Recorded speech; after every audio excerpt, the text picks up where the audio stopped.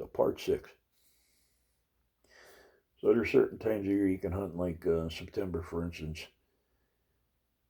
The deer are just coming in to as soon as it turns cold, the animals firm up, and they're not having their young. So you can hunt from October till about the beginning of March. You can hunt. After that, the deer's had their young, and they're what they call wet. The meat's sloppy, and it's crap. Squirrels and everything are having their young. Same thing with them. Rabbits, everything. So you could take one every now and then, but they weren't great. But when I hunted, everything was fair game: possums, coons, muskrats, squirrels, deer, turkeys, grouse, everything that you could possibly eat was fair game. So through that period, I ran into Trapper Joe, who I knew, but he used to buy pelt on a hide. I forget what, the country salesman or something like that they called him. So if you got a fox, you take it to Joe. Joe would give you, a couple of bucks.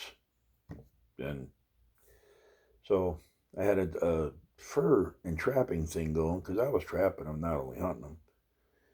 So I take in muskrats and possums and some beaver, not many, but a lot of fox, gray and red, deer hide, stuff like that. He knew where I was getting them from, but he didn't say nothing. So through the winter, I had a small income that second winter. I might have made $10 a week, but it was enough to keep, cigarettes and stuff like that going. That first winter, I talked to the guy at the store, and he said, I'll let you ring up a tab, but you better damn well pay it. Don't worry about it. Everything's cool. So he let me run a tab, and that's how I got my cigarettes and stuff. If I didn't have any money, I'd go get a carton of cigarettes, which at that time was $3.50 or $4, and I'd pay it off. As soon as I got the $3.50 or $4, so things were good. And that second winter, I learned I can make a small income because I couldn't sell the bottles like we used to because they're only good till Christmas, and I had no way to get them to the cellar. I did odd and end jobs for people here and there too, cleaning up the yards with leaves and stuff like that. Made a couple of bucks, stashed that, or built the stash up. Then I got found out one day, and I came back from. I went down to do some fishing. I came back from fishing. A lot of my stuff gone. So I went tracking this guy, and it turned out to be the old farmer that I was on his property.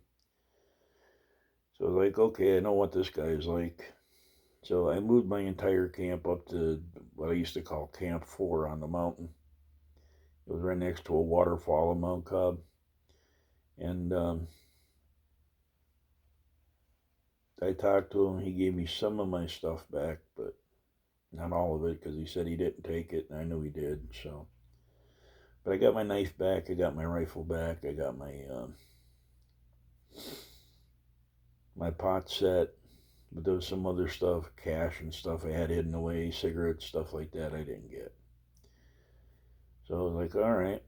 So we started over again at Camp 4. Now, Camp 4 was at the base of a waterfall on Music Mountain. It was about 20 feet high, the waterfall. So at that point in time, I realized if I got a piece of hose, I could put it with the water falling in the hose, and it would run inside the tent and stuff. So I had running water. Got a wooden plug in the end of an old garden hose I found, and I rigged it up so, like I said, it was gravity fed. I pulled the plug on the end of the hose, and it squirted out of the hose, so I had to make sure I was outside when I was doing it. But I had running water at that point. So I stayed there until it would be maybe February the second year. a year and a half I was out there. And there was a blizzard coming in, blizzard of 78. And the old man came looking for me. It was about 12 inches of snow on the ground at that point. So he came looking for me. He found me. He said, "You got to come home." He said, "You're going to die if you stay out here." So what the hell do you care? Well, we got into it. But so he told me there was a blizzard coming in and I was going to die. I was just about done at that point anyway. So I thought it over, and it's like, okay, well, he said the blizzard's coming in for Saturday, and I had until Friday to get my stuff the hell out of there. So I said, all right, we'll try it again. So I broke down my stuff, carted it out to the road, and there was payphones at the time up on the corner of the intersection. So I walked up there and I said to him, okay, can you pick me up? Yeah, all right. So he picked me up at this. These two old men used to have this trailer, which was on a foundation, not far from my camp, but it was back up in the woods, and they should have been playing banjos. Trust me. I got to know them, and so I put my stuff there, and he came and picked me up there, and after they got done with their bullshit session, because they knew each other, I went back home. And after the argument ensued and the fight, and then we talked about it, and it's like, well, you know what? This is the way this is. Okay. I said, but I'll come back, but this shit ain't happening no more. Basically, you could consider my room upstairs my apartment. So I was like 15 and almost 16 years old. So now back to the house. Well, it started all over again. Taking the money, blah blah blah. I'm working. I'm making. What would I used to make then? I used to bring home like $80 a week. They take it all. They give you $10. Here. So I started working at the gas station in Mount Cobb, and mom got sick, had cancer, and she had to go. It was about an hour and a half drive to this major hospital to get cured. So I used to walk to work, which was 3 miles one way, and it was winter time. It was cold, it was raining, it was sleeting, it was snowing. So I had said to the owner of the gas station that there was an old Buick sitting out back. I said, "What do you want for that?" He said, "I want $100. You got it. Can I work it off?" Sure. So I bought my first car. It was a 73 Buick LeSabre. And I didn't have a driver's license. I didn't have insurance. But I got the car anyway. So I used to drive it back and forth. And Dad stayed at the Ronald McDonald house while she was sick. So he called me on the phone one night. He said, "What's going on? Your sister?" "Yeah, I got a car." "What the hell?" He said, "Oh, man," he went off on me. "Why you wait till I get home?" So, "Yeah, I will." So he comes home, proceeds to try to beat the hell out of me. And at that point in time, it was just me and him. And I told him, I said, "You lay your hand on me again, I'm going to break you like a stick." That's all there is to it. So that was the end of that.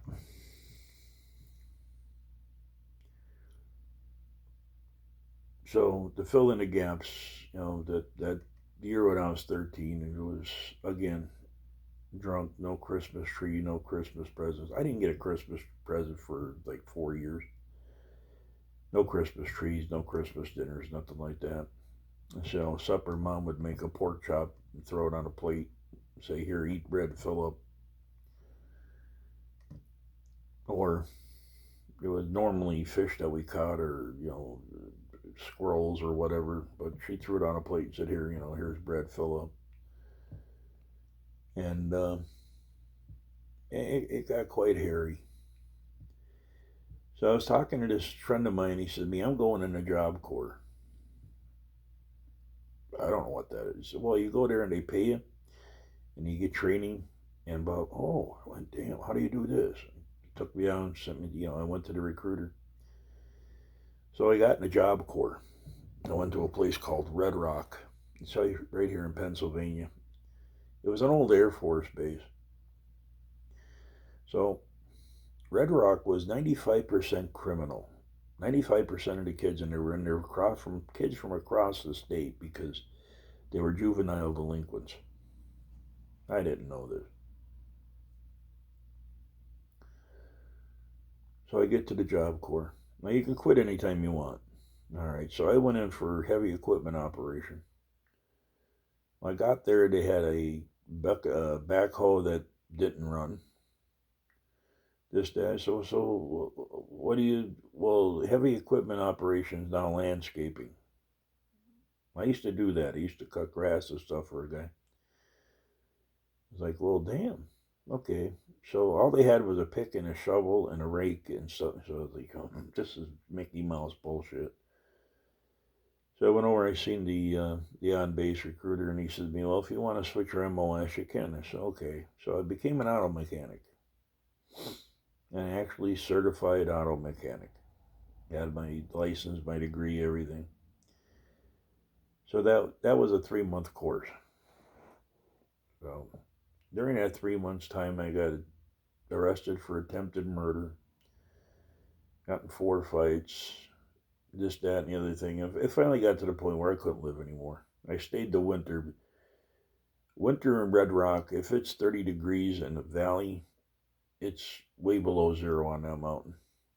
We had ice on the inside of the window, a quarter of an inch thick. Now they did pay it. They gave you $50 a month, and you had to buy everything there at the commissary. And like a carton of cigarettes at that time was like $4 out here. There they were $10.50. So you used up your check when you first got it. I used to buy 5 cartons of cigarettes, and I got to know the guy, the resident assistant that was in the barracks with us. And he used to let me keep the cigarettes at his house, and he'd bring me a carton a week. So that was a rough place, man. You didn't know if you were getting shanked or whatever on a daily basis. Guys were getting raped there, and it was just a big old prison. There's barbed wire fence, razor tape, all the way around the place and everything. So I called my parents up. I said, "Can you pick me up?" And they're like, "Yeah, do you have gas money?" "Yeah, I do." And literally, they came up and they were waiting at the gate. And I walked down to the gate, and the kid said to me, "Where are you going?" I said, "I'm leaving." He said, "No, you're not." I said, "You got to go through this." I said, "No, I'm not a prisoner. I'm leaving." "No, you're not." So I had to beat the shit out of the guard. And a friend of mine opened the gate for me, and I ran through the gate, jumped in the car, and we took off like a bat out of hell. So I escaped from Red Rock and came back home. Now, the girl I was dating, we'd sit on the phone, we talked for hours at the time. And it was a weird situation. I was in love with one girl, dating another one, which I loved dearly. So the old man got mad one night when we were talking on the phone. He said, "You're getting off the phone." I said, "Why? I'm not bothering you." He said, "Shut your fucking, I'm not bothering you." So he grabbed the phone wire, which, at that time he had the phone that went on the wall. So he grabbed the phone wire, wrapped it around my neck, and literally choked me till I passed out. Once I came out of that, I got in the car and I left, and I didn't come back. So I went to the recruiting office in Scranton, and I said to the guy, this is 1979, about, no, late 79, about joining the service. So I went to the Navy. I didn't pass the weight. I went to the Air Force. It was nowhere near the weight limit. So I went to the Army, and the guy said to me I was like 10 pounds overweight. And he said, well, I'll tell you what. He said, we're going to put you in there. He said, and when you get there, they'll put you on a diet, and you'll lose that 10 pounds during basic, blah, blah. Oh, okay.